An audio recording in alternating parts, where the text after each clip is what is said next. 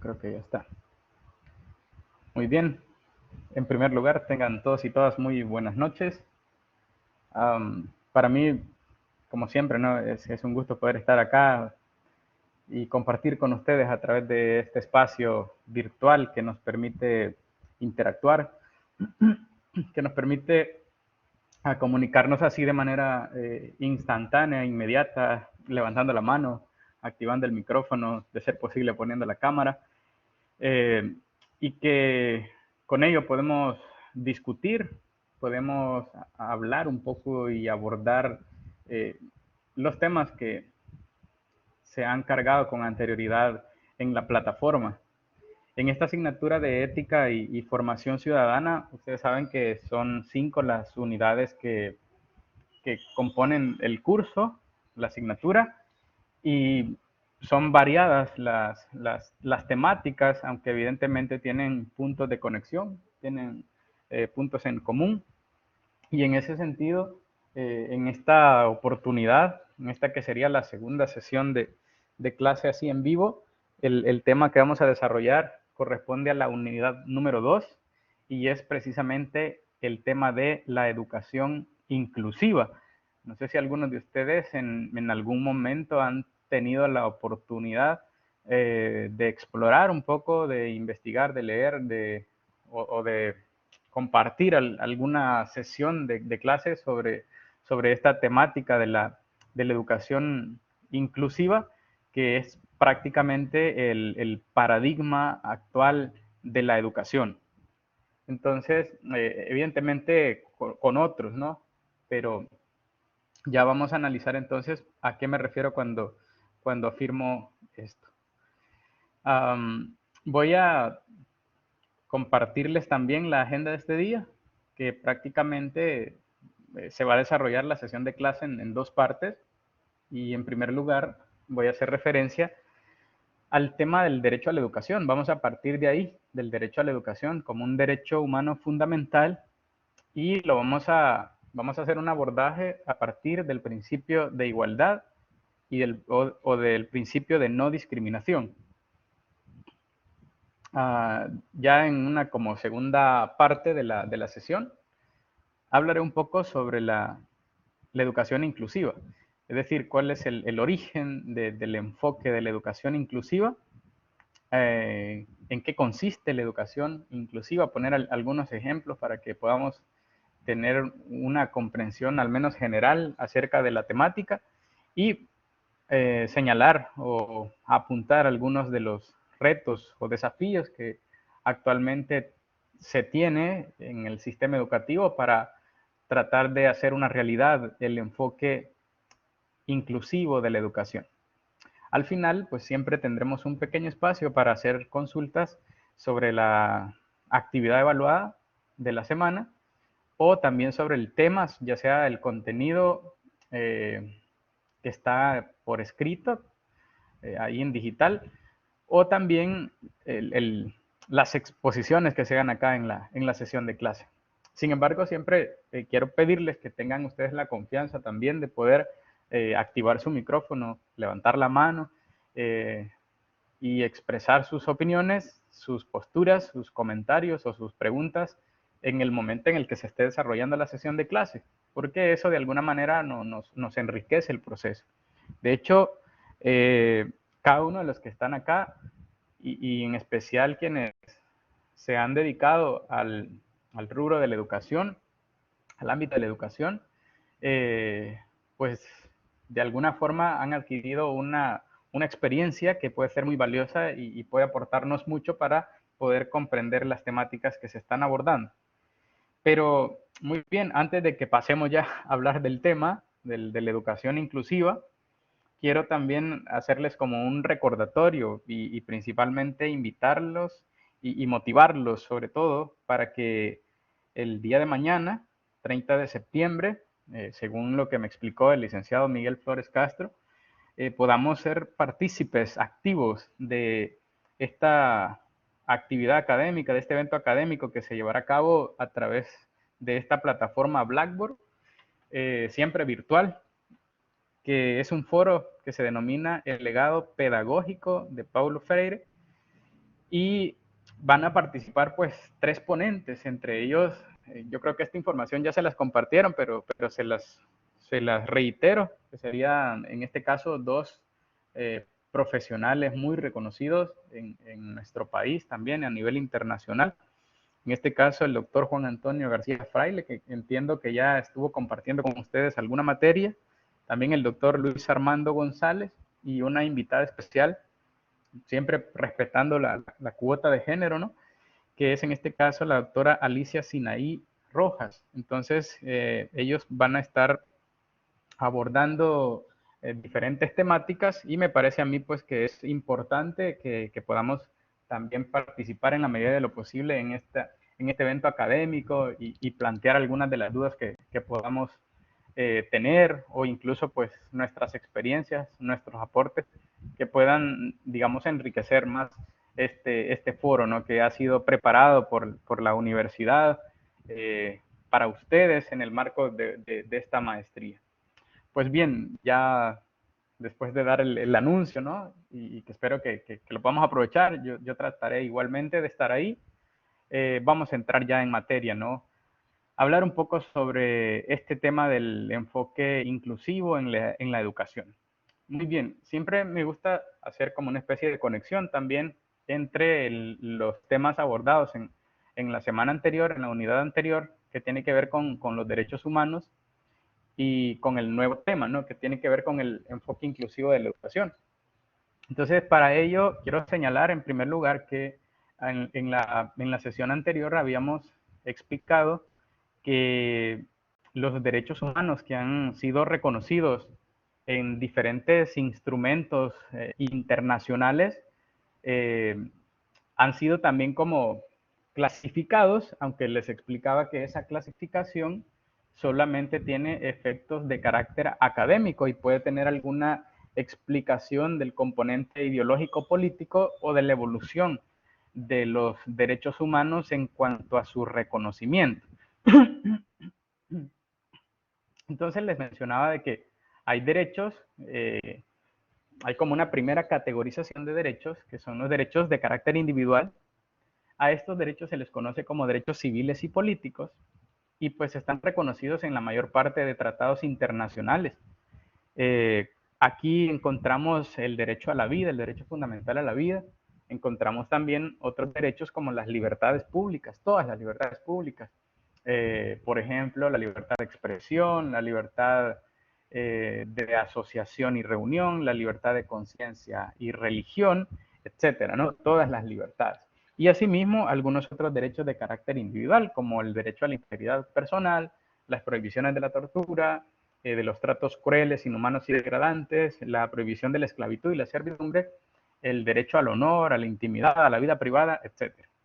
Pero también hay un segundo grupo de derechos que tienen unas características que son, digamos, un poquito diferentes a las que tienen normalmente los derechos civiles y políticos, los derechos individuales, aunque en la actualidad ya, digamos, se ha superado, ¿no? esta idea y se considera que la misma interdependencia o interrelación que existe entre los diversos derechos humanos, indistintamente cómo se han categorizado doctrinariamente o en el pasado, pero pues tienen, digamos, como las mismas características o los mismos rasgos, por decirlo así.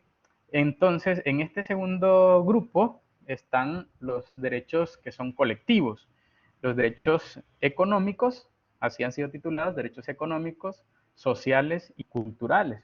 De hecho, justamente en la actualidad se habla ya no solo de derechos económicos, sociales y culturales, sino que se agrega otra categoría más que son los derechos ambientales.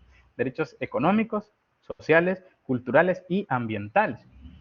Pero esto lo estoy citando porque dentro de esta categoría de derechos encontramos, por ejemplo, por excelencia, el derecho a la salud, el derecho a la autodeterminación de los pueblos, derechos que están relacionados con la actividad laboral, con el ejercicio de libertades como la libertad sindical, el derecho a la vivienda digna, el derecho a la vida digna misma, derecho a la alimentación, los derechos de los adultos mayores, y dentro de ellos también está, por supuesto, el derecho a la educación. ¿sí? El derecho a la educación. Luego, pues hay alguna otra categorización de estos derechos humanos que se les llamaba los derechos de tercera generación, que encontramos aquellos derechos que también se les conoce como derechos de los pueblos, ¿no? El derecho a la paz, el derecho al desarrollo sostenible, allí se agregaba el derecho a vivir en un medio ambiente sano, entre otros, ¿ya? Ahora esa clasificación, esa categorización no tiene mayor sentido porque pues de alguna manera antes daba a entender que habían derechos de más valor y derechos de menos valor. Sin embargo, los derechos humanos no están jerarquizados, sino que todos los derechos humanos tienen un valor similar, un valor igual. Todos son importantes, todos son necesarios, y esto se ve reflejado en la relación de interdependencia, en la relación de indivisibilidad de los derechos humanos, que nos pone, digamos, en evidencia que cuando se afecta a un derecho humano, indistintamente cuál sea, pues suele haber una afectación en cadena porque hay otros derechos humanos que suelen ser afectados. Por ejemplo, si se afecta el derecho a un medio ambiente sano, esto puede afectar también el derecho a la vida y conllevar finalmente una afectación al derecho a la salud y posteriormente el derecho a la vida. ¿Ya? Entonces, hablemos un poco hoy sobre el tema del derecho a la educación. Este derecho fue reconocido como un derecho universal, en la Declaración Universal de los Derechos Humanos, valga la redundancia, a partir del artículo 26. Este artículo justamente nos dice que toda persona tiene derecho a la educación y que la educación al mismo tiempo debe ser gratuita, al menos en lo concerniente a la instrucción elemental y fundamental.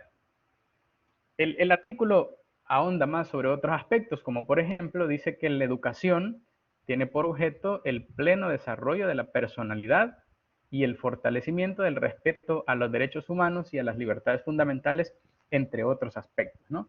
Entre otros fines, entre otros propósitos que puede tener la educación.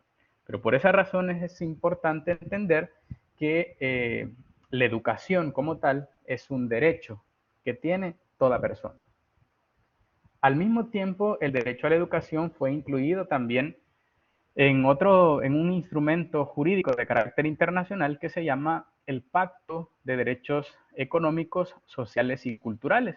De hecho, justamente ese tratado internacional que acabo de mencionarles es aplicado, digamos, hay como un garante, como alguien que se encarga de vigilar que los estados cumplan con ese tratado internacional, que ese órgano se llama Comité de Derechos Económicos, Sociales y Culturales. Y este comité ha emitido algunos documentos que pueden servir para comprender el derecho a la educación más allá de lo que dice la disposición en la que se encuentra, ¿sí? Es decir, si por ejemplo el tratado internacional hace referencia a que toda persona tiene derecho a la educación, el Comité de Derechos Económicos, Sociales y Culturales explica, ¿no?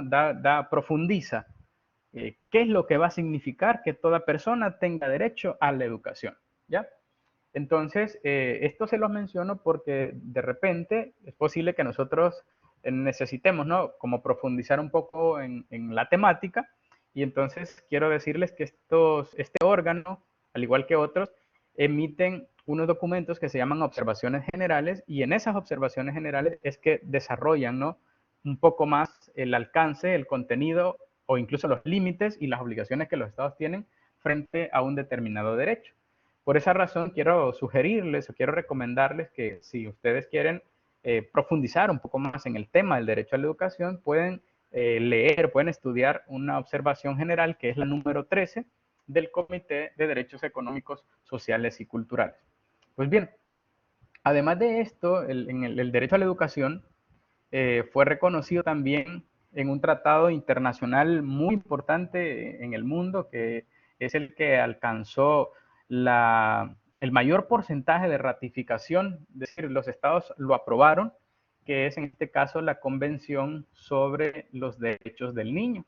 Esta Convención sobre los Derechos del Niño, en el artículo 28, establece que los estados partes reconocen el derecho del niño a la educación.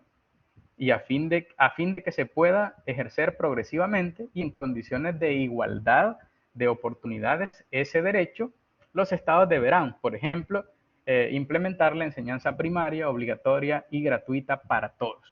Ahora bien, ¿por qué razones que estoy citando estos instrumentos de carácter internacional? Bueno, precisamente porque aquí es donde se le da el carácter universal al derecho a la educación. Y esto lo que significa es que toda persona, indistintamente de su sexo, de su raza, de su nacionalidad, de su ideología política, de su condición social o económica, de su etnia, etcétera, toda persona tiene derecho a la educación. En otras palabras, el derecho a la educación debe de ser garantizado por el Estado sin ningún tipo de discriminación. Eso es lo que podemos entender sobre el derecho a la educación.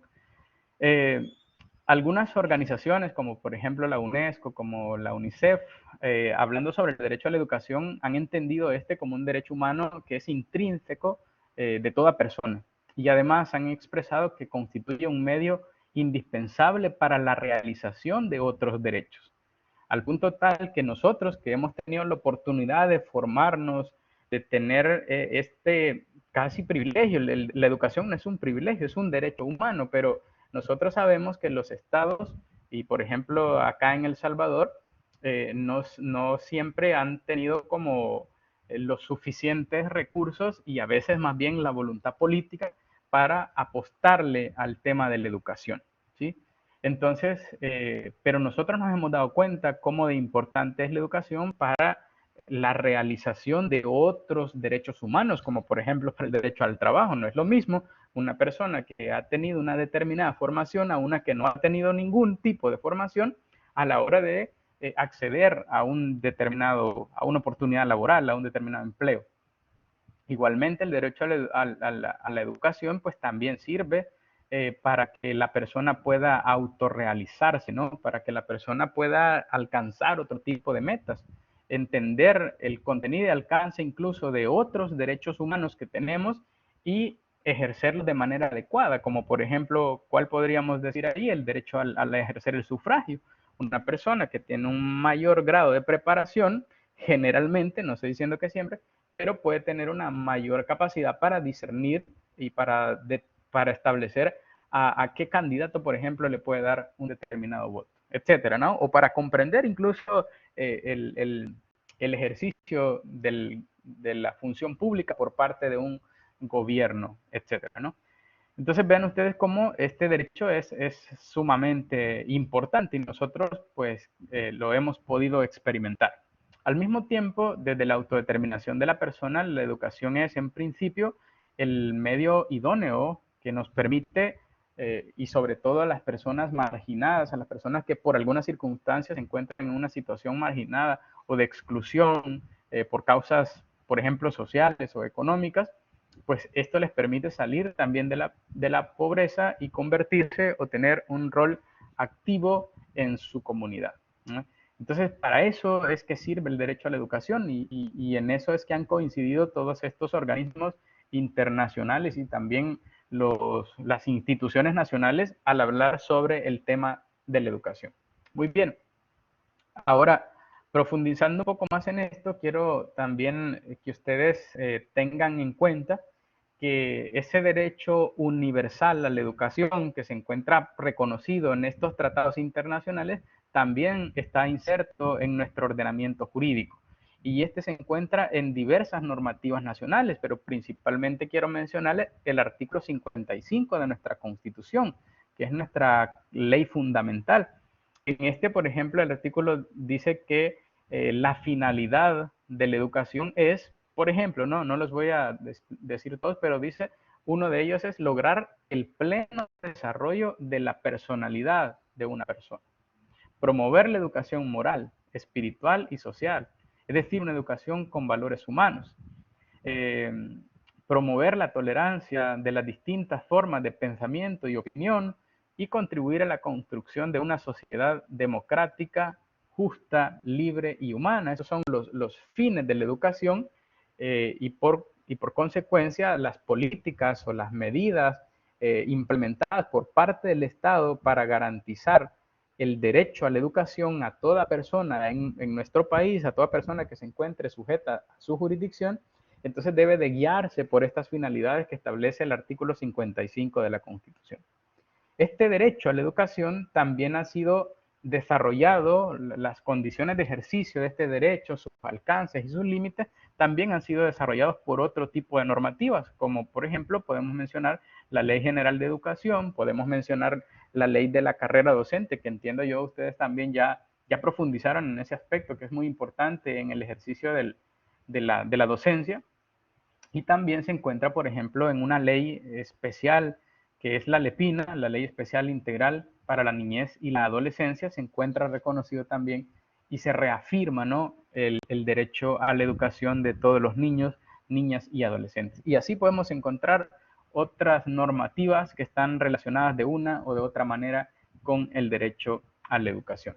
Pues bien, una vez dicho esto, que son como los fundamentos legales, normativos del derecho a la educación, y que esto significa que tanto las autoridades públicas como también nosotros como personas estamos sujetos a lo que dice la ley, estamos sujetos al imperio de la ley, de tal manera que eso genera obligaciones para los estados. Hay obligaciones en materia de educación para los estados. Pues estas obligaciones pueden, digamos, entenderse de diversas maneras.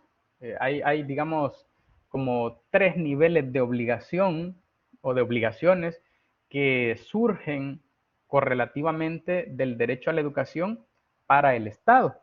Es decir, nosotros a quien vamos a exigirle el respeto, el cumplimiento del derecho a la educación es al Estado mismo. Por esa razón es que éste se encuentra obligado a adoptar políticas, a designar un determinado presupuesto, ¿ya?, para invertir en la educación de las personas.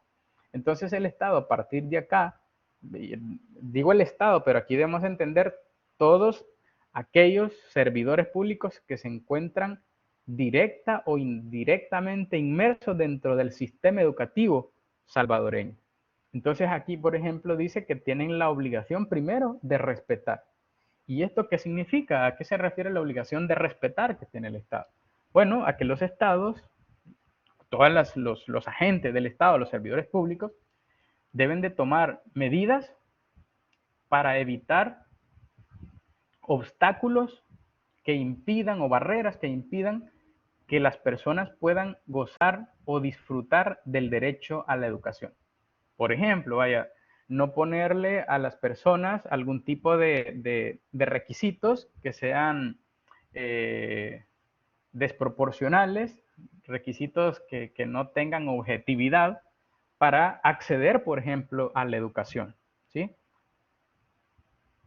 Esto no significa que no puedan haber ciertos requisitos para que las personas puedan acceder a un determinado centro educativo, para que los niños, por ejemplo, puedan matricularse, ¿no? Hay requisitos que permiten de alguna manera tener un registro, tener un control y ejercer de una mejor manera, digamos, la actividad educativa. Pero esto no debe interpretarse en el sentido de que podemos poner requisitos que sean excesivos y que constituyan un obstáculo para que cualquier persona pueda acceder a la educación. O incluso que nosotros podamos poner obstáculos para que una persona ya inserta en el sistema educativo, por alguna circunstancia, pueda ser, digamos,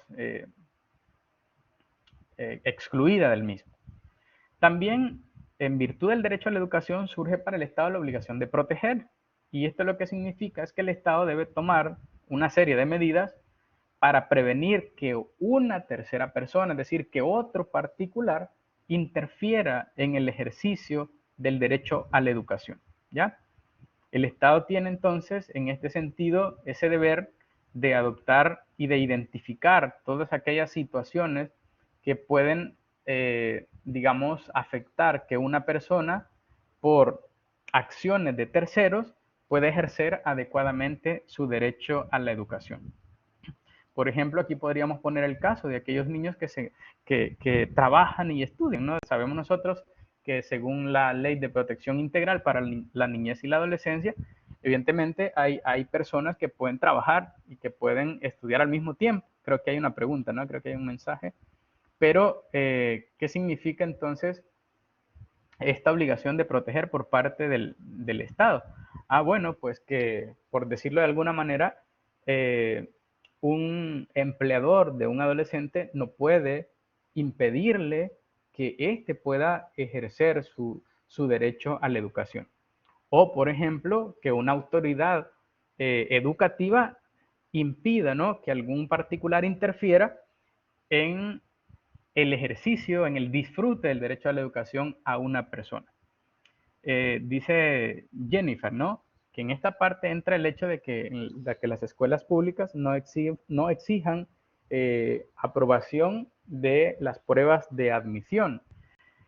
Mire, por ejemplo, nosotros sabemos de que es posible como conciliar, es posible interpretar que para acceder a unos centros educativos es posible incluso que hayan pruebas de admisión, pero esto normalmente se da en las instituciones de educación superior universitarias. En el caso, por ejemplo, de las instituciones de educación básica, de educación primaria, de educación secundaria, no deberían existir obstáculos que impidan el acceso a la educación. Al contrario, lo que debe existir por parte de las instituciones educativas, especialmente las instituciones públicas, es, digamos, como condiciones para que las puertas estén abiertas y que las personas accedan a la educación. Lo que pretendemos, el Estado lograría el fin primordial de garantizar la educación para todos en la medida en que las personas no enfrenten ningún tipo de obstáculos. Ahora, lo que sucede es que los obstáculos pueden ser diferentes. Hay obstáculos, una cosa es, mejor dicho, que la ley establezca que el Estado tiene la obligación de derribar aquellas barreras, de quitar aquellos obstáculos que impidan el disfrute del derecho a la educación, de garantizar el acceso a la educación sin ningún tipo de discriminación a todo niño, a todo adolescente. Y otra cosa es que en la realidad, efectivamente, esos obstáculos, esas barreras sean eliminadas. A veces la ley, en el aspecto formal, en el ordenamiento jurídico, todos estos tratados internacionales que anteriormente he hecho referencia, puede decir con claridad, ¿no?, que el Estado tiene la obligación de eliminar cualquier tipo de barrera, cualquier tipo de obstáculo que impida a una persona acceder a la educación. Pero puede ser que en la realidad, allá en un lugar muy lejano, donde normalmente la mano del Estado no llega, donde la supervisión llega una vez al tiempo, entonces es posible que se den algunas situaciones por parte de algún servidor público, por parte de algún profesor o alguna autoridad de un centro educativo, se puedan estar dando algunas situaciones que impidan, ya sea intencionalmente o por negligencia o por ignorancia, lo que sea, y impidan que las personas puedan acceder sin más restricciones que las que estén justificadas a los centros educativos. Y la última obligación, digamos, o la tercera obligación que se desprende del derecho a la educación para el Estado es la obligación de cumplir. Y esta implica que las autoridades públicas deben adoptar medidas de carácter positivo. ¿A qué se refiere estas medidas de carácter positivo? A que no basta únicamente con que el Estado se abstenga de negar el acceso a la educación, ¿sí? No basta con que los profesores no pongan obstáculos a los estudiantes para entrar a la institución educativa, ¿ya? Sino más bien esta obligación de cumplir hace referencia a que el Estado tiene obligaciones de hacer, es decir, de tomar acciones, de tomar medidas para que toda persona, los particulares y la comunidad entera, pueda disfrutar del derecho a la educación. En otras palabras, generar las condiciones. Por decirles algo, digamos, puntual, un ejemplo de lo que ha pasado en nuestro país, el hecho de que en el presupuesto del Estado, en el presupuesto general de la Nación, se designe una partida presupuestaria para el rango de educación, para el ámbito educativo, y que cada vez esta sea mayor, por ejemplo, para implementar programas sociales, como le llama el gobierno, de darle útiles escolares, de darle los uniformes, de darle los zapatos, incluso a los estudiantes, todo ese tipo de medidas de alguna forma ayudan, ¿no?, a superar aquellas barreras, aquellos obstáculos reales o materiales que a veces se enfrentan los niños y los adolescentes para acceder a la educación. O el hecho, por ejemplo, de garantizar que los niños no tengan que pagar pasaje para poder trasladarse a un determinado centro educativo, o que los niños, por ejemplo, que vayan a estudiar tengan derecho a acceder gratuitamente a una partida de nacimiento, que es la que va a necesitar posteriormente para matricularse o inscribirse o registrarse en la institución educativa donde se encuentre, etcétera, ¿no? A ese tipo de medidas positivas y a otras que podamos ir pensando es a las que se refiere esta obligación de cumplir. Es decir, no basta únicamente con no restringirle, con abstenerse de negar, yo como profesor o como autoridad de un centro educativo, negarle a un estudiante que acceda a la educación, sino que no solo no hay que negar, sino que al mismo tiempo hay que crear las condiciones para que los estudiantes puedan efectivamente acceder a la educación. Muy bien. Ahora quiero hacer referencia a las características, ¿no?, que tiene entonces el derecho a la educación. Estas características, más que tener una definición cerrada, estas características podemos nosotros interpretarlas y ampliar su contenido a partir de la situación concreta en la que nos encontremos. El Comité de Derechos Económicos, Sociales y Culturales, la UNESCO comparte esto, la UNICEF también, han entendido que el derecho a la educación tiene estas 4 características. De hecho, algunos autores le llaman las 4A, porque hablan de la característica de asequibilidad, accesibilidad, aceptabilidad y adaptabilidad. Sin embargo, pues también en otros textos, incluso en la misma observación general número 13, van a encontrar las características como disponibilidad y no asequibilidad, y luego el nombre del resto se mantiene, no cambia, ¿no? Ahora bien, ¿a qué se refiere cada una de ellas? Como para tratar un poco de poner algún ejemplo concreto, ¿no? De referirnos de manera concreta a cada una de estas características. En el caso de la accesibilidad, por ejemplo, esta se refiere a que las instituciones educativas y los programas de enseñanza implementados por esas instituciones educativas deben ser accesibles a todos, es decir, sin ningún tipo de discriminación, ¿ya? A veces esta discriminación no necesariamente es pensada que se va a generar. A veces de manera inconsciente se puede generar discriminación, por ejemplo, cuando adoptamos una medida, un programa de enseñanza, o cuando en una institución educativa es pensada para, digamos, aquellos niños que no tienen ningún tipo de discapacidad. Sin la intención de discriminar, ya se está discriminando. Entonces, la accesibilidad implica eso, que las instituciones y los programas de enseñanza han de ser accesibles para todos, sin ningún tipo de discriminación. Esta accesibilidad en la observación general ha sido desarrollada, digamos, en 3 dimensiones. Una de ellas es que la educación debe ser accesible a todos, y cuando se refiere a todos, oiga bien, cuando se refiere a no discriminar, dice o hace énfasis en que especialmente no debe de impedírseles el acceso a la educación a los grupos que se encuentran en una situación de vulnerabilidad, como por ejemplo, pues niños en situación de pobreza extrema pueden tener mayores obstáculos para acceder a la educación que otros niños.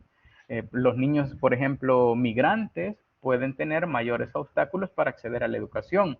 Los niños que tengan algún tipo de discapacidad pueden tener mayores obstáculos para acceder a la educación, etcétera, ¿no? Hay una gran cantidad de personas que podrían, de niños, de adolescentes, que podrían tener mayores dificultades para acceder a la educación. En el caso, aquí tengo un comentario, ¿no? Dice el licenciado Llanes, ¿no? Que se aplican a los niveles de educación universal, los que el Estado decreta obligatorios y gratuitos. Sí, en efecto, el Comité de Derechos Económicos, Sociales y Culturales ha establecido que estas características que tiene el derecho a la educación se aplican en todas las formas y en todos los niveles, incluido en este caso hasta la educación superior universitaria, la cualificación técnico-profesional, etcétera, ¿no? Se aplica en todos los niveles. Por eso es que les decía anteriormente que estas características del derecho a la educación no han sido pensadas con un contenido específico y cerrado, sino que dependiendo la situación en la que nos encontremos, podemos dotar de contenido y alcance estas características que posee el derecho a la educación. Obviamente haciendo las diferentes matizaciones dependiendo del nivel educativo en el que nos podamos encontrar. Entonces, aquí, por ejemplo, menciona que la no discriminación no solo debe ser de derecho, porque a veces, como le venía diciendo, la ley no establece ningún tipo de discriminación. La ley establece, al contrario, que es prohibido discriminar. Pero lo que sucede es que en la práctica, aunque la ley lo establezca, pero en la práctica subsisten algunas formas de discriminación. Nosotros sabemos, por ejemplo, que en muchos centros educativos no están esas condiciones para eliminar esas barreras de facto, ¿no? Esos obstáculos que tienen algunos niños, algunos adolescentes para acceder realmente a la educación. Otra de las dimensiones que tiene esta característica de la accesibilidad es precisamente que la educación debe ser asequible materialmente hablando, es decir, por ejemplo, por su localización geográfica, ¿no? No vamos a decirle a los niños, vos tenés derecho a la educación, pero vos vivís en un cerro allá muy lejos donde no hay transporte público y te toca venir hasta aquí. Haces 3, 4 horas para venir, para tener acceso a la educación. Entonces, evidentemente, ese sería un obstáculo para que el niño pueda o para que el adolescente pueda acceder materialmente a la educación. O, por ejemplo, suele ocurrir cuando en algunos centros educativos que normalmente están ubicados en zonas rurales, el acceso a la educación llega hasta un determinado nivel educativo, por ejemplo, sexto grado, quinto grado, y de ahí para allá, eso es una cuestión real. Y yo creo que ustedes también lo han visto, lo han vivido, lo han experimentado. Hay zonas rurales donde como la educación solo llega hasta sexto grado, pues entonces los niños y los adolescentes solo llegan hasta sexto grado. Y de ahí para allá entonces no acceden a la educación.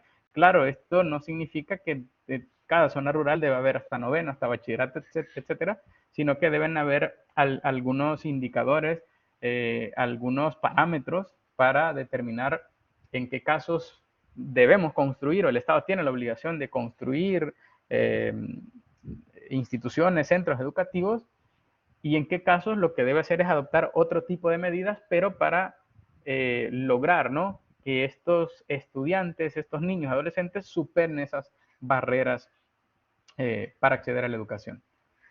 Por ejemplo, acá dice que para estudiar profesorado exigen 7 de calificación y aprobar 2 test psicológicos, dice en este caso el licenciado Llanes. Vaya, miren, en este caso, yo lo que puedo comentar al respecto, me parece importante esos ejemplos concretos a los que ustedes se están refiriendo.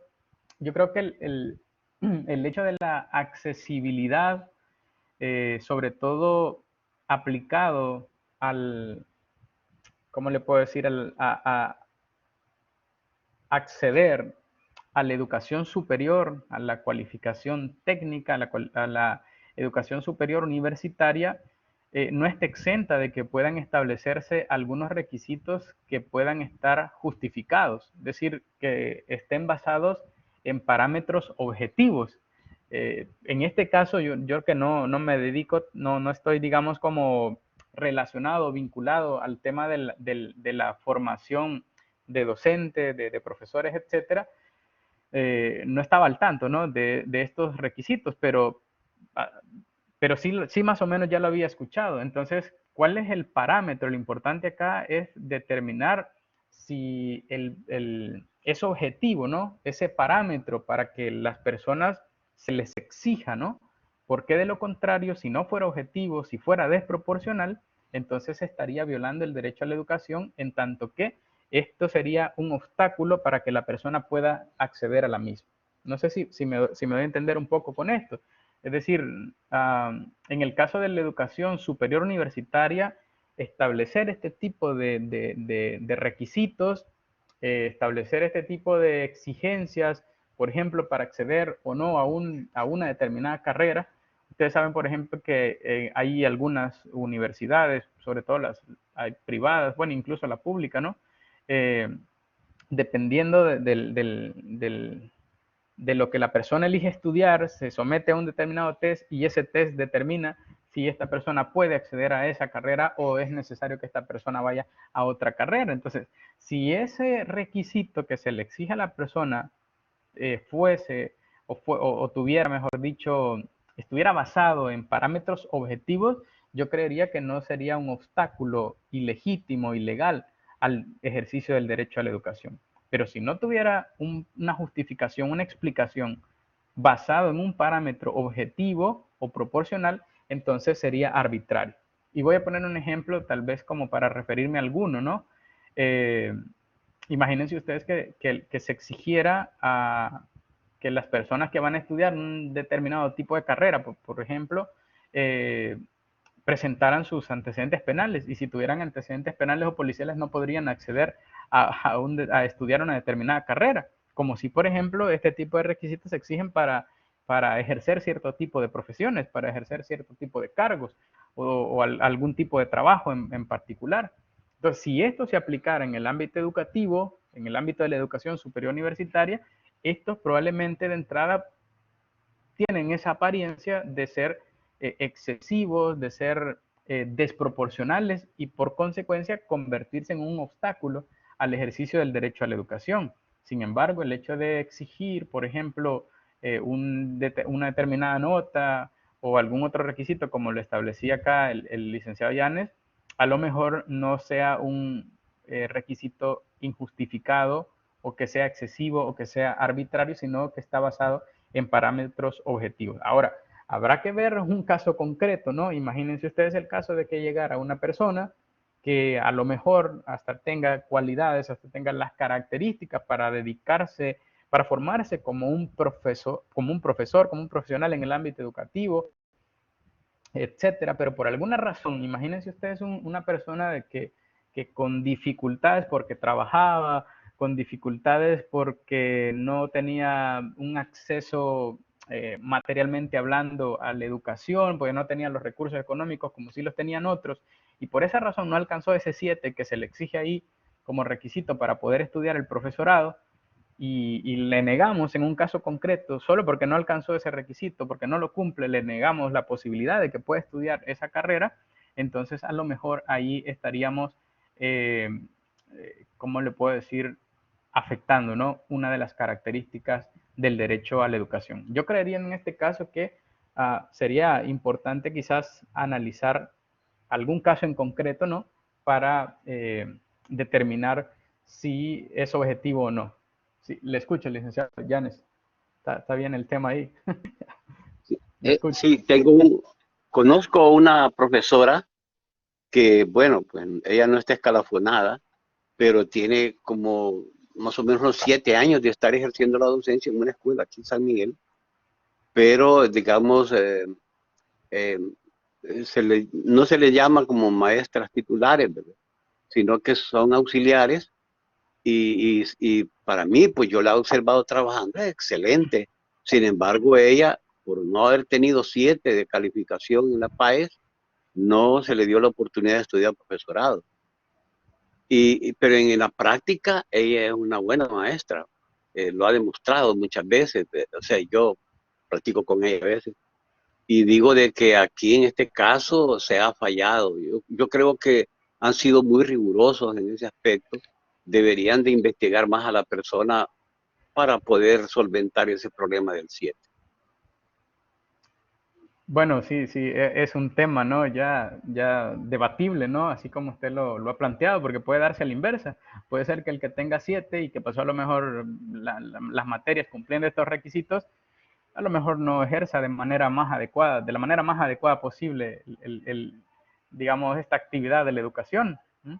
Lo que corresponde a las funciones de un docente, ¿verdad? Entonces, habría que analizar eso. Yo pienso de que hay como normalmente estándares en la mayor parte de países basados en criterios científicos o en algún tipo de parámetro objetivo y que por esa razón toman, ¿no?, este tipo de medidas, establecen este tipo de requisitos para acceder a algún tipo de educación, porque en este caso en concreto quizás sería un obstáculo insalvable si, por ejemplo, no se le permitiera acceder a cualquier otro tipo de carrera, cualquier otro tipo de formación profesional, por ejemplo.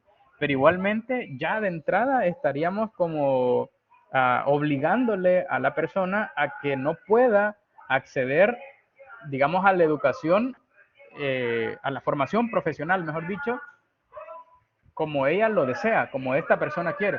Disculpen que acá no se ha venido una persona que está haciendo mucho ruido y no sé si puede cerrar. Ay, disculpen la interrupción, pero digamos, problema de esta gente que todavía ya son casi las 9 de la noche y todavía andan trabajando, pero está bien, no hay problema, es derecho al trabajo. Voy a tratar de hablar un poco más fuerte para evitar que se den más interrupciones. Uh, entonces, volviendo, ¿no?, al punto, me parece bastante interesante y yo creería que podría esto en un momento eh, como presentarse, ¿no? Y a lo mejor generaría legalmente un caso que tendría que conocer una corte para determinar si ese requisito es desproporcional, si es falto de objetividad, si es un requisito excesivo para que las personas puedan acceder al derecho a la educación, ¿sí? Entonces, me parece muy bueno el aporte que ha dado el licenciado Llanes. No sé si alguien de ustedes tiene alguna opinión al respecto. Por ejemplo, quiénes podrían estar a favor, quiénes defenderían, digamos, el establecimiento de ese criterio, quiénes a lo mejor no lo defenderían. Eso podría dar lugar, digamos, a un debate a partir de estas características, ¿ya? Muy bien. Ahora para tratar de continuar un poco, en esta característica de la accesibilidad también se menciona la dimensión de la accesibilidad económica.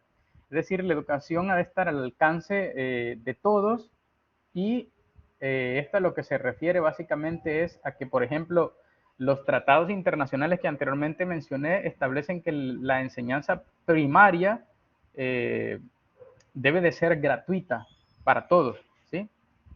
Se pide en este sentido también a los estados parte, a todos los estados en general, que implementen progresivamente, de manera gradual, también la enseñanza secundaria o la enseñanza superior universitaria, ¿ya? Esto obviamente se refiere al hecho de que los tratados internacionales, en el caso de la enseñanza primaria, dicen de manera expresa que debe ser gratuita y para todos, pero en el caso de la educación superior universitaria no establecen que tenga que ser gratuita y que el acceso deba estar garantizado para todos.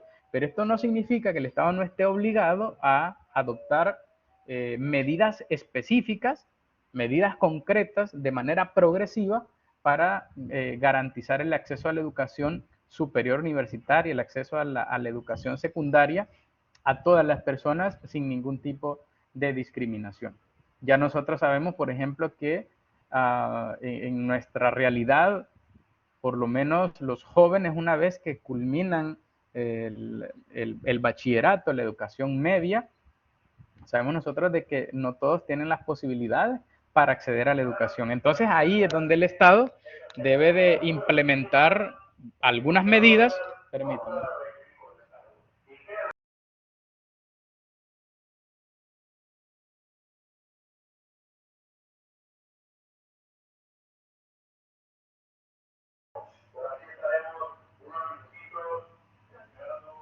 Disculpas ahí por nuevamente, ¿no? Por la interrupción. Pues esto se sale un poco de las manos, ¿no? Eh, bueno, les estaba mencionando, esperemos que que ya dentro de poco ya se pueda calmar esta persona.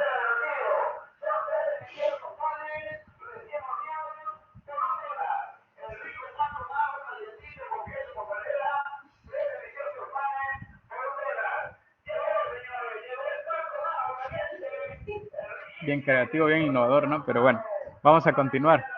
Entonces, como les decía, en el caso de nuestra realidad actual, sabemos nosotros, por ejemplo, que los jóvenes, ¿no? Imagínense ustedes en un país como el de nosotros, donde los jóvenes tienen escasas oportunidades para insertarse en el ámbito laboral y al mismo tiempo tienen dificultades, tienen obstáculos insalvables, ¿ya? Para, por ejemplo, acceder a la educación, a la formación profesional. Yo sé que, por ejemplo, los estados, el Estado salvadoreño adopta, ¿no?, otras estrategias, implementa algún otro tipo de medidas para la cualificación profesional, pero me parece a mí que todavía falta un trabajo muy importante por hacer. Entiendo, ¿no?, que en la actualidad hay una inversión o habrá una inversión presupuestaria para garantizar que las personas, que los jóvenes principalmente, puedan también tener acceso a la educación superior universitaria. Sí, sí, muchas gracias, ¿no? Muy amables ahí por la comprensión. Y sí, en efecto, ¿no? Estas, digamos, son los choques, ¿no?, entre el ejercicio de los derechos humanos, ¿no? Como cuando, por ejemplo, usted vive a la par de una iglesia y usted quiere descansar de repente y los de la iglesia están en lo mejor de celebrar, ¿no? Entonces, a eso se refiere el efecto horizontal de los derechos humanos también, a este tipo de cuestiones prácticas. Muy bien, vamos a continuar. Bueno, acá, por ejemplo, pensando un poco más, ¿no? Imagínense este planteamiento. Dice la licenciada Mercy, ¿no? En el caso de las artes y el deporte también hay oportunidades limitadas. Aquí, por ejemplo, es un poco complicado, un poco difícil de poder trasladar estas, digamos, valoraciones, estas construcciones en un principio teóricas, pero trasladarlas ya a la realidad, que la realidad es muy rica y tiene unos contornos muy complejos, y entonces ahí es donde muchas veces nosotros nos preguntamos, pero ¿cómo voy a trasladar esto que está en el plano teórico, esto que está en el plano de lo formal, en el plano legal, cómo lo traslado aquí al plano material, ¿no? Y ese creo yo entonces que es uno de los retos, es uno de los desafíos que se tiene, por ejemplo, en materia de educación inclusiva, ¿no? Que ya prácticamente vamos a poder ahondar un poco más en ese tema. Pero sí, tiene toda la razón, porque evidentemente en cuestiones que tienen que ver con el arte, con el deporte también, pues por la misma naturaleza, el diseño de las reglamentaciones e incluso las características propias de un determinado tipo de deporte o de arte, entonces ya nosotros sabemos que se requieren algunas, como, qué sé yo, condiciones, ¿no? Sin embargo, esto no debe de entenderse o interpretarse como un obstáculo insalvable para que aquellas personas que en principio aparentemente no tendrían ninguna posibilidad de acceder a este tipo de formación, puedan efectivamente lograrlo. Ya nosotros hemos visto cuántas personas son artistas, cuántas personas se han formado en algunas disciplinas deportivas, incluso teniendo algún tipo de discapacidad. Y la otra cosa también importantísima que quiero mencionar a propósito de este aporte que nos hace acá nuestra compañera, es que el enfoque inclusivo de la educación no se limita exclusivamente a las personas que tienen algún tipo de discapacidad, ¿ya? No se limita, si bien el enfoque inclusivo de la educación, por una cuestión lógica, apunta a que la mayor exclusión en el sistema educativo es para las personas que tienen algún tipo de discapacidad. El enfoque inclusivo de la educación no se limita a ellos, ¿sí? Claro que digamos, se reconoce, no se ignora que es, digamos, la parte más complicada, pero evidentemente hay otros, otras personas, eh, niños, adolescentes, que como consecuencia de otras situaciones, de otros factores, también se les limita el acceso a la educación. Por ejemplo, ya poníamos el caso de las personas migrantes en aquellos países donde hay personas que pertenecen a comunidades indígenas, en aquellos lugares o regiones, por decirlo de alguna manera, donde hay extrema pobreza, ¿no? Entonces también son situaciones que impiden el acceso a la educación y que no necesariamente esto se debe a una discapacidad. Y como muy bien usted lo apuntaba, ¿no? En el siguiente comentario que usted hace, eso también influye el aspecto cultural, ¿no? De hecho, hay tres modelos sobre el cómo se ha venido abordando el tema de la discapacidad. Primero, hay un modelo que le llaman el modelo caritativo, donde se veía a la discapacidad de una persona como un problema, ¿no? Incluso asociado a la divinidad, es decir, es que Dios quiso que viniera así, en estas condiciones, de esta manera, etcétera. Y entonces, a partir de este modelo, las personas con algún tipo de discapacidad se deben ver beneficiadas, pero por cuestiones de generosidad, ¿no? Por parte de la población, de amor al prójimo, etcétera. Este enfoque evidentemente es obsoleto, ya está superado. Y entonces el otro modelo es el modelo médico, que hace referencia a que las discapacidades o la discapacidad tiene que ver con una cuestión como de una enfermedad que requiere un tratamiento médico o de una patología que requiere algún tipo de tratamiento médico, ¿ya? Esta también de alguna forma es una visión que se ha superado, ¿ya? Porque las cuestiones que tienen que ver con la discapacidad no únicamente deben de limitarse o segregarse para que sean los médicos los que se encarguen de esta problemática, como que si fuera una problemática de los médicos y que ellos son los únicos que la deben entender. Entonces parte el modelo social, que justamente tiene que ver con lo que usted acaba de mencionar, en el sentido de que la mayor discapacidad, o sea, nosotros agravamos la discapacidad que pueda tener una persona, ¿ya? En la realidad, pero no a raíz de la discapacidad misma, sino de los obstáculos que nosotros como sociedad ponemos culturalmente hablando para que estas personas puedan insertarse en la sociedad. En otras palabras, tenemos una cultura de exclusión y no una cultura de inclusión de las personas con discapacidad, ¿ya?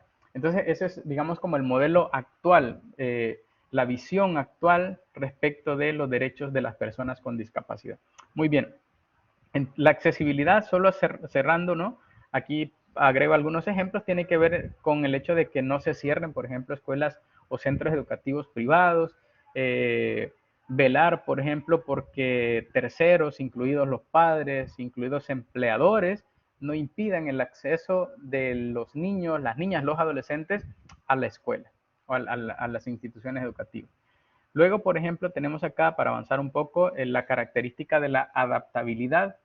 Esta hace referencia más bien a que la educación ha de tener esa flexibilidad necesaria para adaptarse a las necesidades, a las capacidades de las sociedades, de las personas, de los individuos, de las comunidades.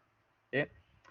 Debe de responder entonces la educación a esas capacidades, a esas necesidades que tengan en este caso los estudiantes, las personas, en contextos culturales y sociales que son muy, muy variados. Y es precisamente esta característica de la adaptabilidad la que mayormente sustenta el enfoque inclusivo de la educación, ¿sí? La pregunta es, nosotros podemos hacer el ejercicio y determinar si en los centros educativos donde nosotros en algún momento hemos laborado, tienen esas características. Aquí, por ejemplo, en la característica de la adaptabilidad, se refiere, por ejemplo, también, o un ejemplo para tratar de dejar un poco más claro esta característica de la adaptabilidad, tiene que ver con el hecho de que el enfoque no debe de estar en la institución educativa, sino en el estudiante.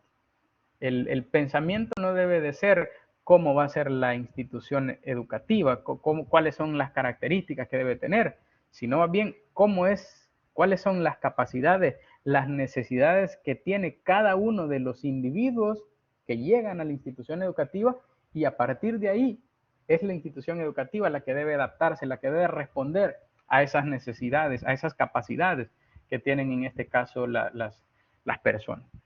Fíjense ustedes, por ejemplo, en el tema de las personas con discapacidad, han existido también, digamos así, como tres grandes como modelos, por decirlo de alguna forma, o tres enfoques en la educación, muy marcados. Uno de esos enfoques es el de la segregación. Aquí encontramos las escuelas de educación especial, ese sería el ejemplo más claro, donde se analiza el tipo de discapacidad que tiene un niño, que tiene un adolescente, y a partir de ese tipo de discapacidad, entonces lo vamos segmentando, lo vamos segregando y lo vamos a poner a esto los que tienen discapacidad visual, los que tienen otro tipo de discapacidad, etcétera. Así se van, digamos, como clasificando, ¿no? Y se van ubicando en aquellos centros educativos, en aquellas escuelas diseñadas para responder específicamente a esa limitación, a esa discapacidad que puede presentar algún niño o algún adolescente. Luego, este modelo va quedando bastante desfasado, este enfoque en la educación, y se habla posteriormente de la educación integrada. Esta hace referencia, yo creo que en El Salvador estamos por ahí más o menos, esta hace referencia a que en el caso de los niños, en el caso de los adolescentes, digamos, ya no necesariamente deben de ser ubicados en razón de su discapacidad en una escuela de educación especial, sino más bien estos deben de ser integrados, debe de intentar integrarse en un sistema educativo, en un aula regular. Sin embargo, el problema que se ha tenido, y que creo yo que nosotros lo podemos ver de este enfoque integrado de la educación, que no es lo mismo que una educación inclusiva, el problema es que muchas veces lo que se busca es que ese niño o adolescente que tiene algún tipo de problema, que tiene algún tipo de discapacidad, a él lo tratamos de, digamos, como moldear o ayudar para adaptarlo al sistema ordinario de la educación, a las aulas regulares, y no el aula regular en atención a las necesidades o capacidades específicas de esos niños y adolescentes que tienen algún tipo de discapacidad. Entonces, ese creo yo que es la situación actual de nuestro sistema educativo, que probablemente instituciones o sistemas educativos que no responden a las necesidades diversas que pueden presentar los niños y adolescentes, ¿verdad? Están acogiendo niños que tienen algún tipo de discapacidad, ¿ya? Por consecuencia, el niño que tiene algún tipo de discapacidad en un centro educativo que no responde a esas necesidades específicas, entonces obviamente el niño va a fracasar, ¿no? Porque no va a tener la posibilidad de adaptarse a ese sistema educativo que no responde a sus propias necesidades. Y el tercer enfoque es precisamente, en el caso de la educación, es el enfoque de la educación inclusiva. Acá hay un comentario, por ejemplo, que nos plantea nuestra compañera Evelyn Zelaya. Dice, algunos profesores, por ejemplo, no saben cómo actuar con alumnos con discapacidad. Y bueno, yo creo algo, que esta situación es generalizada y muchas veces no depende o no es responsabilidad tanto del profesor, porque el profesor tuvo una determinada preparación y a lo mejor el Estado no ha adoptado las medidas para capacitarlo, para prepararlo, para formarlo en un modelo de educación inclusiva, que es el tercer enfoque de la educación, y es el que prácticamente estamos tratando de desarrollar con esta presentación. Y por esa razón, exigirle a un docente, a un profesor, que haga cuestiones casi imposibles, ¿verdad? Es casi un poco injusto, ¿no? Cuando no tiene la preparación. Allí se trata entonces de que el Estado adopte una serie de medidas, entre ellas la capacitación, ¿ya? Proveerlos también de las herramientas, de los materiales didácticos necesarios, de todo el apoyo necesario en el centro educativo para tratar de que el sistema como tal, y no solo el profesor, responda a esas necesidades específicas, a esa diversidad, por decirlo de esta manera, ¿ya? Eh, muy bien, un poco hablando de una característica, de una tercera característica, es la disponibilidad. En este caso, cuando hablamos de la disponibilidad, se hace referencia a que deben existir instituciones y programas de enseñanza en cantidades suficientes, ¿ya? En el ámbito público, para que las personas accedan a la educación. Aquí, por ejemplo, no se trata incluso de que solo existan las edificaciones, sino también que existan, por ejemplo, instalaciones sanitarias para ambos sexos, por ejemplo, agua potable, docentes calificados, con salarios competitivos, materiales de enseñanza, bibliotecas, servicios de informática, etcétera, que existan todas esas condiciones disponibles para que los niños accedan a una educación de calidad, porque tampoco se trata solo de acceder a la educación, sino a una educación que sea de calidad. Aquí en este caso, pues lo que se requiere es una mayor inversión presupuestaria por parte del Estado para lograr tener espacios que tengan las capacidades para atender, para acoger a la diversidad de necesidades y capacidades que pueden presentar los niños, sobre todo teniendo en cuenta este enfoque inclusivo de la educación. Y la última característica es la aceptabilidad, que esta tiene que ver que tanto en la forma como en el fondo, eh, los programas de estudio, los métodos pedagógicos y didácticos deben de ser aceptables. Por ejemplo, deben de ser pertinentes y adecuados culturalmente y de buena calidad para los estudiantes y cuando proceda incluso para los padres. Por ejemplo, en el caso de la aceptabilidad, ¿no? Aquí podemos hablar de los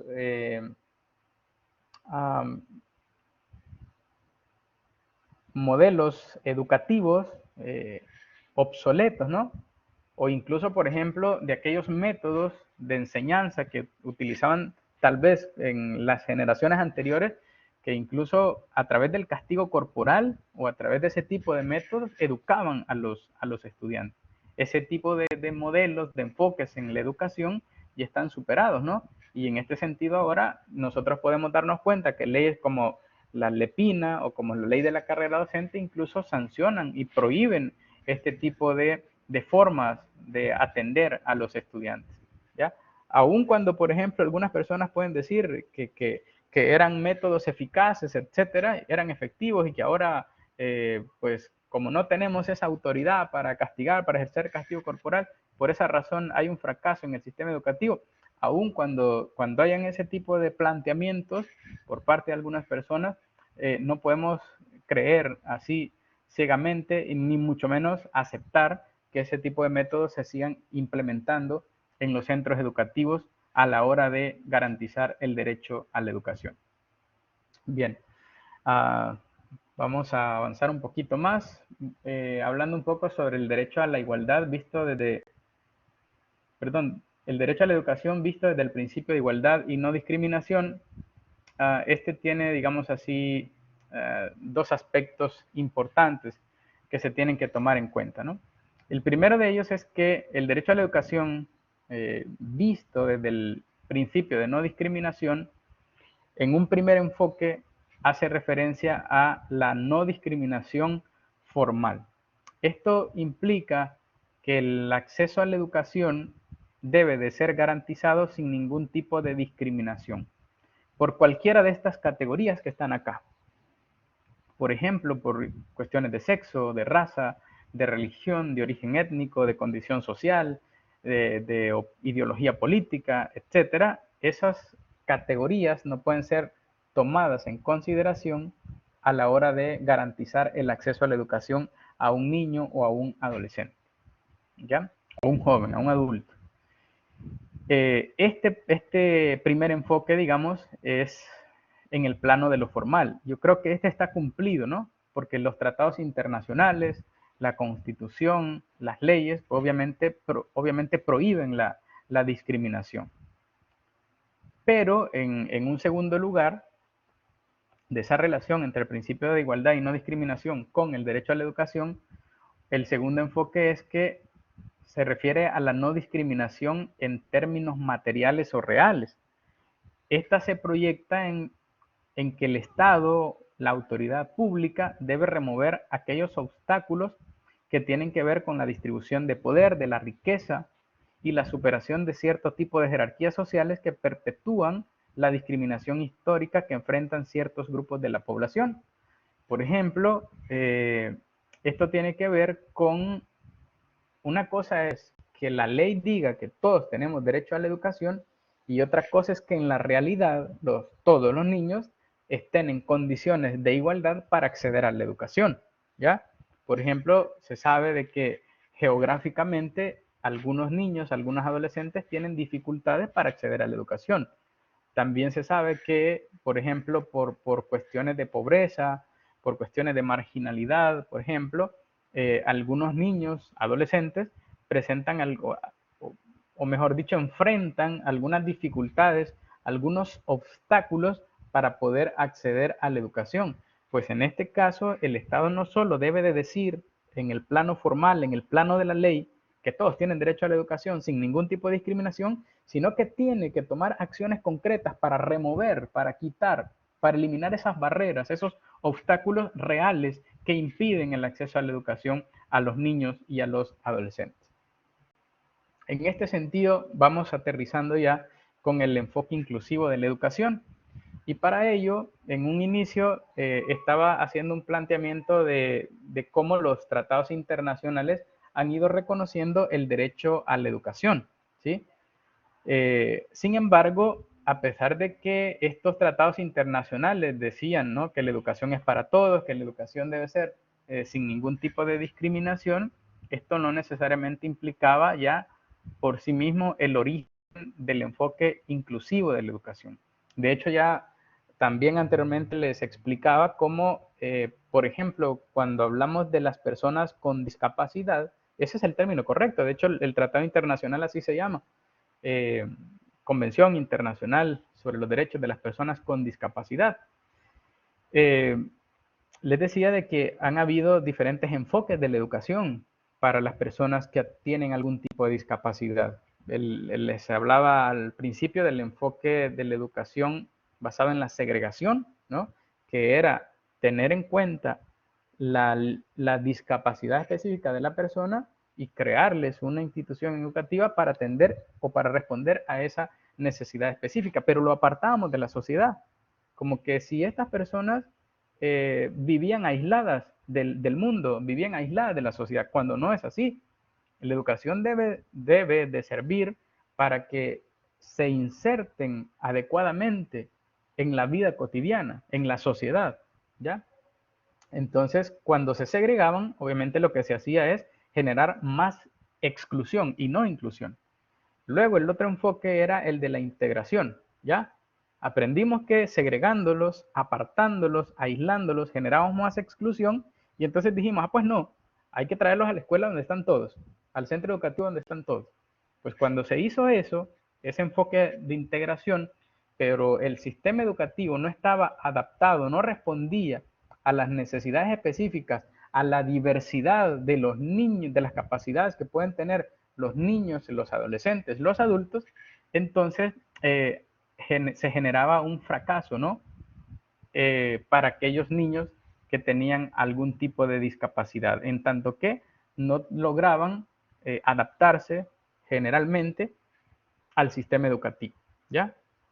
En cambio, ahora con el enfoque inclusivo de la educación, que es el actual, es el sistema educativo el que debe adaptarse, el que debe responder, el que debe ser flexible a esas capacidades, a esas necesidades específicas que pueden presentar los niños y los adolescentes, ¿ya?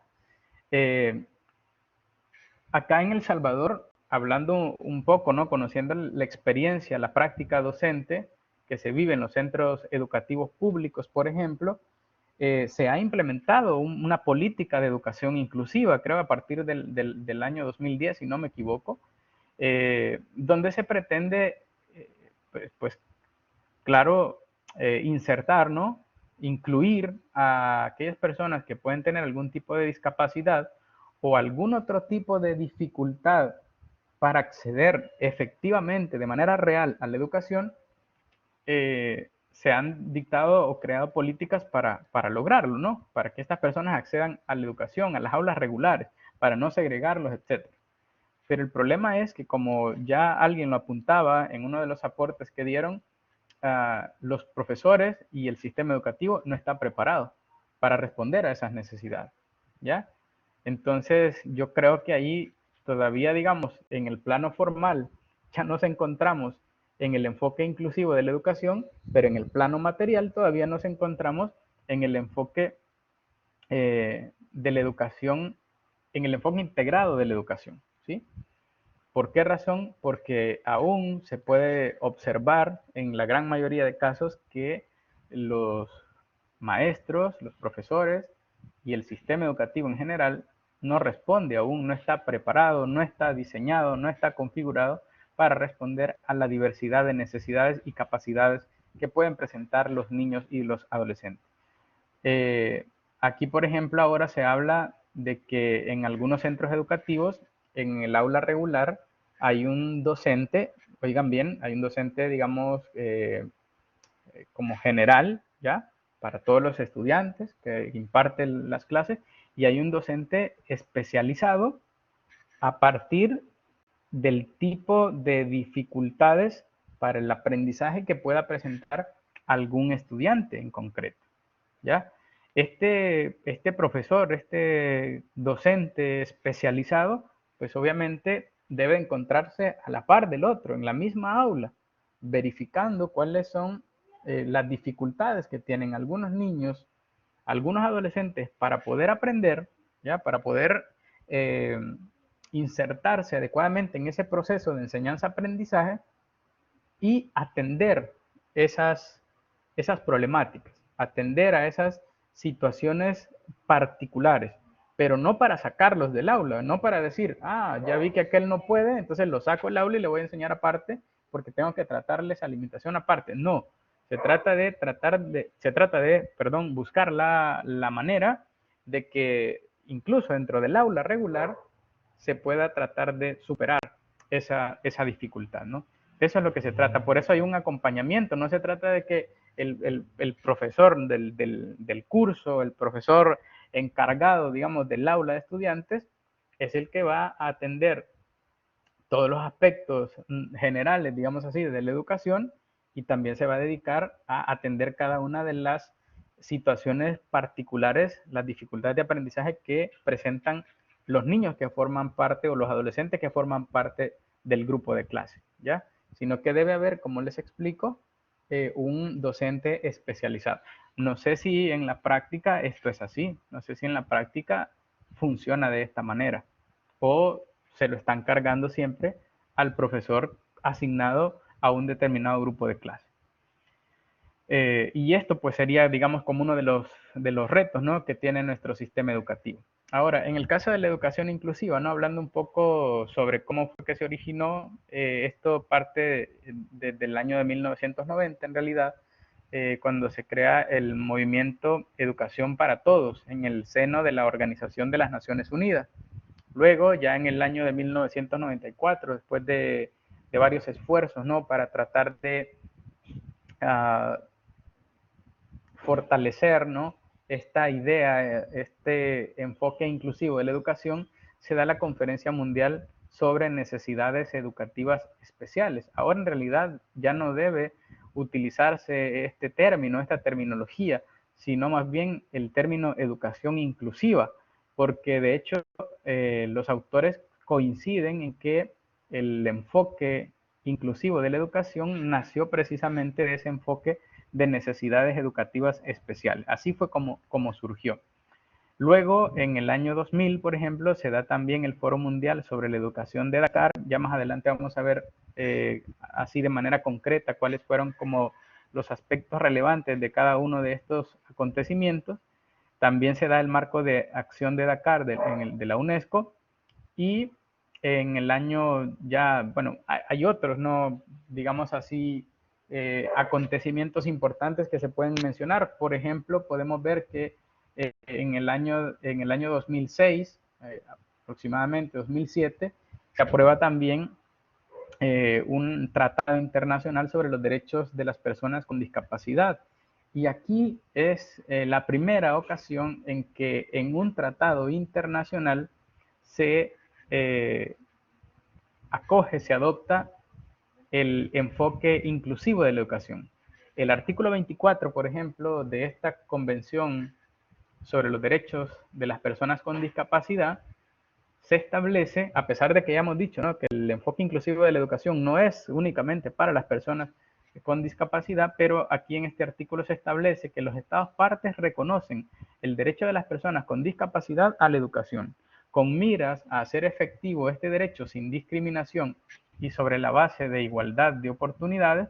Los Estados partes asegurarán, oiga bien lo que dice, un sistema de educación inclusivo a todos los niveles, así como la enseñanza a lo largo de la vida. Y de ahí establece diversos tipos de obligaciones que los estados deben de cumplir para garantizar en la práctica este derecho a la educación a las personas con discapacidad. En el año 2008 se da la 48 Conferencia Internacional de Educación de la Oficina Internacional de Educación, OIE, de la UNESCO, y pues en el año 2008, digamos, ya es como que entra en vigor la Convención sobre los Derechos de las Personas con Discapacidad. Todos estos esfuerzos son los que han servido para que este enfoque inclusivo de la educación aterrice en cada uno de los sistemas educativos nacionales. Aquí, por ejemplo, en esta presentación se profundiza un poco, ¿no? En el año de 1990, entonces se da el movimiento de la educación para todos en el marco de la Organización de las Naciones Unidas. Este se marcó como eje primordial lograr que los educandos tuvieran acceso a una educación básica de calidad. Pero ya en este caso se está pensando no únicamente en, digamos, ese enfoque tradicional que se tenía sobre la educación de separar a las personas con algún tipo de discapacidad de las personas que no tenían algún tipo de discapacidad. En la Conferencia Mundial sobre Necesidades Educativas Especiales, esto tuvo un gran impacto, ¿no? Esta se realizó en Salamanca, tuvo un gran impacto, no solo por el número de representantes de los estados y de las organizaciones internacionales que asistieron a esa conferencia, sino porque de aquí se aprueba o se da también un instrumento jurídico internacional muy importante en el que se van estableciendo las obligaciones que van a tener los estados en materia de educación inclusiva. De ahí, por ejemplo, en el año 2000, en el Foro Mundial de Dakar, se profundizó también en la realidad que afrontaban las personas más pobres, las personas desfavorecidas y grupos ciertamente vulnerables como niños y niñas, adolescentes, los nómadas, personas, o sea, los migrantes, ¿no? Personas que habitan en zonas rurales o remotas de distintos países, minorías étnicas, por ejemplo, las comunidades indígenas o tribales, personas que se ven afectadas por conflictos armados, en el caso salvadoreño, aquellas personas que se ven afectadas por la criminalidad social, adultos mayores, personas que viven con VIH, SIDA, y en general aquellos que enfrentan hambre y necesidades educativas especiales. Aquí es donde digamos así, se considera y se amplía el enfoque inclusivo de la educación, ya no solo para las personas con algún tipo de discapacidad, sino para todas aquellas personas que forman parte de estos grupos que se encuentran en una situación especial de vulnerabilidad y que enfrentan retos para acceder a la educación. En este sentido, en el marco de acción de Dakar incorpora el firme apoyo hacia la UNESCO como la institución rectora en la organización y coordinación de los organismos internacionales y las distintas organizaciones que trabajan para lograr alcanzar una educación real para todos y todas. Y en el año 2008, pues la UNESCO trajo consigo nuevas e importantes sesiones de trabajo al respecto en la 48 Conferencia Internacional de Educación con el tema Educación Inclusiva, el camino hacia el futuro, ¿no? Aquí, por ejemplo, se habla de una educación equitativa, ¿sí? Por ejemplo, se establece de que la equidad en materia de educación comprende dos dimensiones. La primera, para que los estados verdaderamente acojan el enfoque inclusivo de la educación, deben entender estas dos dimensiones. La primera es la igualdad de oportunidades, que supone velar porque la situación personal y social, por ejemplo, el género, la condición socioeconómica, el origen étnico, no sean un obstáculo para la realización del potencial educativo. Y la segunda es la inclusión. Esto supone un nivel mínimo de instrucción para todos. Por ejemplo, que todos sepan leer, que todos sepan escribir, que sepan contar. Y estas dos dimensiones están estrechamente relacionadas para vencer el fracaso escolar. Ayuda a superar los efectos de la indigencia social, se plantea acá, que suele ser en sí misma un factor de fracaso escolar. Entonces, vean ustedes que en este sentido se plantea la educación, que la educación inclusiva no es un fin en sí mismo, sino un proceso que valora el bienestar de todos los estudiantes involucrados. Avanzando un poco, ¿no? El paradigma entonces de la educación inclusiva en la actualidad se establece acá que los sucesos que permitieron anclar los términos de equidad, no discriminación, necesidades especiales o inclusivo, enfoque inclusivo en la educación, han generado diversos instrumentos, directrices, manuales y principios internacionales, leyes nacionales que han venido en mayor o menor medida a cambiar el paradigma de la educación, el paradigma actual. Pero no podemos ignorar que aun cuando se han dado avances en el plano de lo formal, ya digamos en la realidad, estos documentos no han tenido el impacto que se esperaba. No han logrado el cambio proyectado en su totalidad. No hay, en este sentido, un enfoque inclusivo de la educación en la realidad.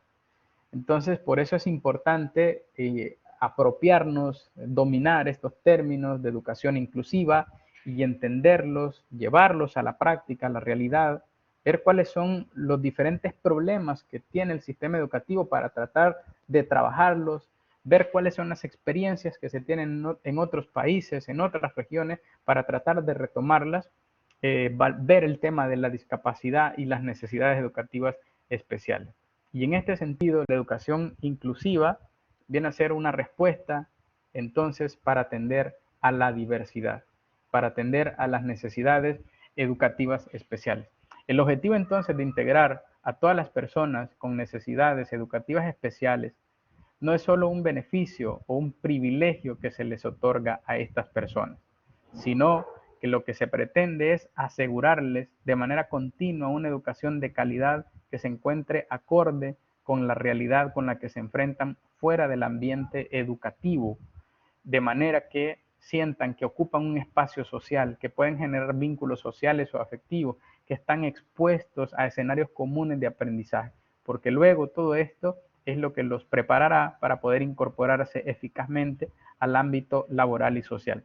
Entonces, si nosotros no incluimos, si nosotros excluimos desde el ámbito educativo a los niños y los adolescentes, no los estamos preparando para que se enfrenten a los problemas, a la realidad social que nosotros tenemos como comunidad. Los estamos separando de la comunidad misma. Y por esa razón es importante el enfoque inclusivo de la educación. Nosotros hemos visto ya muchísimos casos de éxito. En la universidad puede ser un ejemplo donde personas que tienen algún tipo de discapacidad, a pesar de ello, han tenido la posibilidad, por supuesto que han sido casos como excepcionales, han tenido la posibilidad de desarrollarse e insertarse de manera adecuada, sin mayores dificultades, ¿verdad? En el ámbito laboral y en el ámbito social, ¿no? Hay muchos ejemplos ahí quienes han trabajado en la universidad, y también este tipo de ejemplos, este tipo de casos, los podemos ver nosotros en otro tipo de empresas. Pues incluso hay una ley de equiparación de oportunidades y hay leyes que establecen obligaciones, por ejemplo, para los empleadores que contraten a personas que tengan algún tipo de discapacidad. Entonces, a eso es a lo que apuntamos, a que con el enfoque inclusivo de la educación, las personas puedan prepararse desde niños, desde adolescentes, para luego no tener mayores problemas para insertarse al ámbito laboral y al ámbito social en igualdad de condiciones que el resto de la población. Por tanto, las diferencias individuales más el proceso de enseñanza-aprendizaje es lo que genera el enfoque inclusivo de la educación, ¿ya? Tener en cuenta esa diversidad, esas capacidades, esas necesidades específicas de cada niño, de cada adolescente, tenerlas en cuenta dentro del proceso de enseñanza-aprendizaje, eso es lo que comprende el enfoque de la educación inclusiva. Ya para ir cerrando, los autores comentan dos grandes ejes en los que se sustenta el enfoque inclusivo de la educación. Uno de ellos tiene que ver con el reconocimiento y valor que se le da a las diferencias individuales, es decir, no ver a la persona que tiene algún tipo de discapacidad o que tiene alguna dificultad de aprendizaje, sea cual sea, no verlo como un problema en sí mismo, ¿ya? Como un problema en el proceso de enseñanza-aprendizaje, que es lo que normalmente suele ocurrir en la realidad. Hay una persona con discapacidad y da dolor de cabeza y genera problemas porque no sabemos cómo tratarlo, como ya usted muy bien lo mencionaba, y no se sabe qué hacer con esta persona. Y entonces vamos viendo de qué forma lo llevamos ahí, lo vamos arrastrando, pero no necesariamente eso implica que estamos aplicando un enfoque inclusivo de la educación. Entonces, esas diferencias individuales deben de valorarse como un indicador que sirva como una fuente de enriquecimiento y de mejora de la calidad educativa. Y el segundo de estos grandes ejes se enfoca en el proceso de enseñanza-aprendizaje, desde la óptica de que las diferencias o necesidades educativas comunes requieren la adopción de una serie de medidas, acciones, ayudas, recursos y medidas pedagógicas especiales o de carácter extraordinario distintas de las que requieren la mayoría de educandos. En otras palabras, se requiere una mayor inversión presupuestaria, se requiere una reestructuración completa del sistema educativo para lograr este enfoque inclusivo de la educación. No se trata de crear una ley que diga que ahora hay una educación inclusiva, no se trata de crear una política, sino también una inversión presupuestaria, una serie de medidas que contribuyan a generar las condiciones para que los niños y los adolescentes puedan tener acceso a la educación. Algunos de los indicadores, ¿no? Por ejemplo, de que sí se está ya avanzando en el enfoque inclusivo de la educación son los siguientes. Por ejemplo, si en el centro educativo se toma en cuenta la diversidad como un elemento que fortalece el desarrollo personal y social, si se ha logrado comprender eso, eso es un indicador de que van por el camino del enfoque inclusivo de la educación. Otro, si se implementa un modelo curricular que es susceptible de ser adaptado a las diferentes capacidades, estimulaciones, ritmos de aprendizaje de los educandos, entonces estamos por el camino del enfoque inclusivo de la educación, es decir, un modelo curricular que sea flexible. Si, por ejemplo, el diseño y la ejecución de un proyecto educativo, de toda la institución educativa, toma en cuenta la diversidad, la atención a la diversidad, entonces también ese es un indicador de que se está por el camino de acoger el enfoque inclusivo de la educación.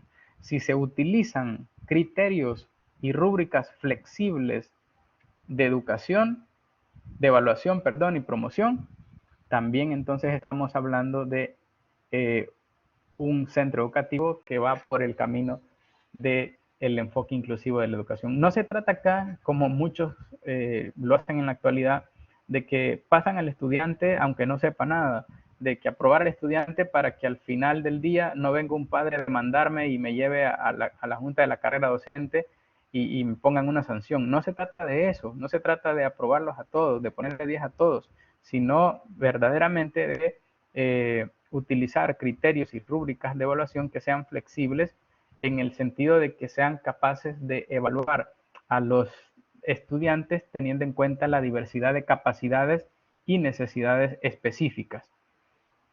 Luego, los otros dos indicadores, uno tiene que ver con la implementación de metodologías y estrategias que den respuesta a la diversidad en un grupo de clase. Como les decía yo, un profesor regular y un profesor especializado. Y el último, que la prestación de servicios se encuentre disponible y continuos en el apoyo y asesoramiento para la globalidad del centro de estudio. ¿Ya? Entonces esos serían como los indicadores para determinar si un centro educativo va por el camino de adoptar el enfoque inclusivo de la educación. Creo yo que no es algo que se logra de la noche a la mañana, es un proceso paulatino, gradual, pero pues lo importante es dar como los primeros pasos, ¿no? Y sobre todo comprender y tener claridad para ir tratando de superar cualquier tipo de barrera o obstáculo que podamos enfrentar en este proceso. La educación inclusiva entonces no se debe de ver como una utopía, ¿ya? Como un sueño irrealizable, como una cuestión ideal, ya que no compagina en lo absoluto con el plano de la realidad, sino que debe de entenderse y tomarse en cuenta como un objetivo que se puede alcanzar, ¿ya? Haciendo evidentemente muchos esfuerzos y una coordinación entre los diferentes actores del sistema educativo de un país. Por esa razón, las escuelas inclusivas son un camino que recorrer. Aumentar el número de centros de estudio inclusivos, modificar los denominados especiales por normales, es una de las tantas acciones que se deben de realizar. De lo contrario, si esto no se hace, ahí sí podríamos caer en una utopía. Se trata entonces de dejar de separar a los docentes de aquellos que se especializan en niños especiales o problemas y comenzar a preparar a docentes que eduquen desde la diversidad y que sepan dar respuesta de forma integral a las diferencias que se pueden identificar dentro del grupo de clase.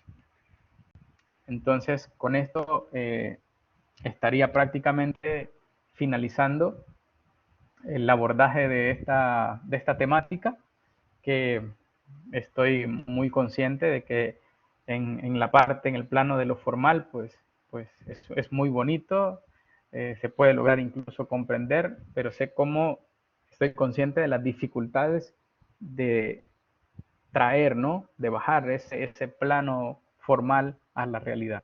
Sin embargo, pues esos son los retos, los desafíos que tenemos como sociedad.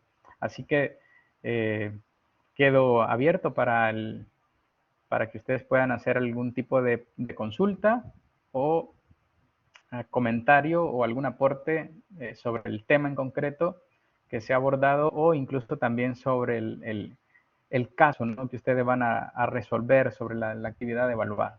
Igualmente, si por ejemplo más de alguno quisiera comentar alguna experiencia, pues igual ahí tenemos el espacio para que lo hagan. Muchísimas gracias.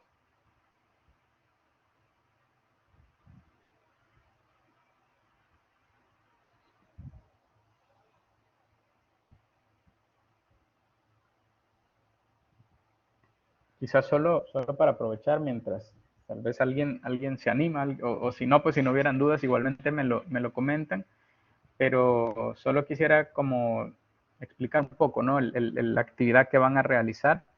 Hay un caso que se les plantea, si ya lo revisaron, pues se trata de una niña que ha sido contagiada con VIH-Sida y que por esa razón cuando las autoridades del centro educativo tienen conocimiento de la situación, entonces la apartan, ¿no? del centro educativo. Entonces, hay una serie de preguntas como orientadoras para que puedan darle como una solución a ese caso en concreto y determinar, por ejemplo, primero, si se trata de un caso propio de educación inclusiva. Segundo, si se han tenido en cuenta por parte de las autoridades esas características del derecho a la educación. En el caso concreto de esta niña que ha sido infectada con el VIH-Sida.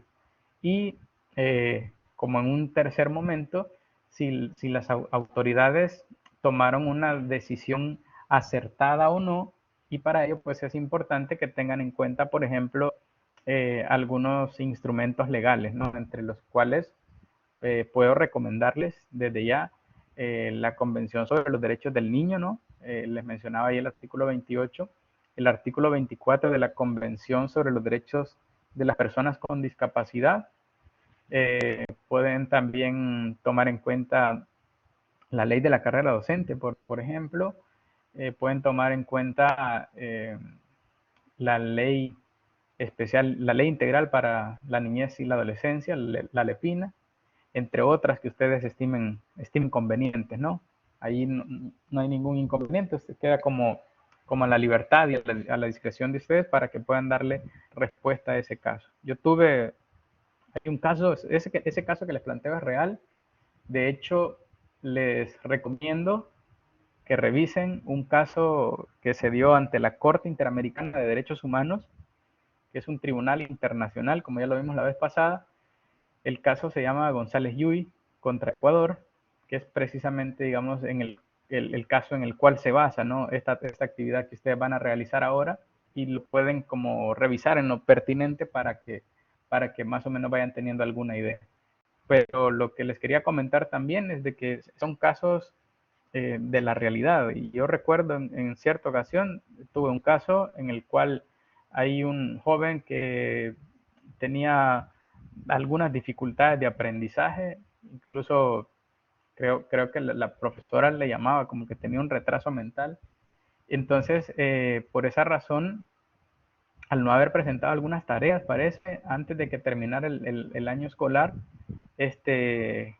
parece que como que lo había dejado ya reprobado, aplazado, algo así era la cuestión. Él parece que estaba, no sé si en noveno, no recuerdo si en noveno grado, en bachillerato. El caso llegó a la junta de la carrera docente, ¿no? Denunciaron a la profesora, creo que era en el Infraga, parece. Y al final la junta pues resolvió, ¿no? Que la profesora había violado o había incurrido en una falta al derecho de acceder a la educación, en este caso del estudiante. Y pues igual, ¿no? A pesar de esas dificultades que presentaba, ahora incluso lo veo y ya casi es un profesional, ¿no? En la universidad. Entonces este tipo de casos se dan en la realidad, ¿no? Ese tipo de casos. Y es precisamente porque no estamos o no tenemos una preparación sobre el enfoque inclusivo de la educación. Bien, si no hay preguntas, si no tienen comentarios o preguntas, nos vamos a quedar hasta acá. Les deseo que pasen una feliz noche, que Dios los bendiga a todos y pues nos vamos a encontrar la siguiente semana en la siguiente sesión de clase. Y solo les recuerdo que si tienen consultas o si tienen algún comentario que hacer, igualmente recuerden que tenemos los canales oficiales, el foro de consultas, tenemos el correo electrónico que es jcardenas@ugb.edu.sv, y pues también si en algún momento lo consideran pertinente, conveniente, útil, también les dejo ahí mi número de teléfono, que es el 7885 7395, por alguna emergencia que necesitaran comunicarse conmigo para resolver alguna inquietud que se les presente. Así que muchas gracias y pasen una feliz noche.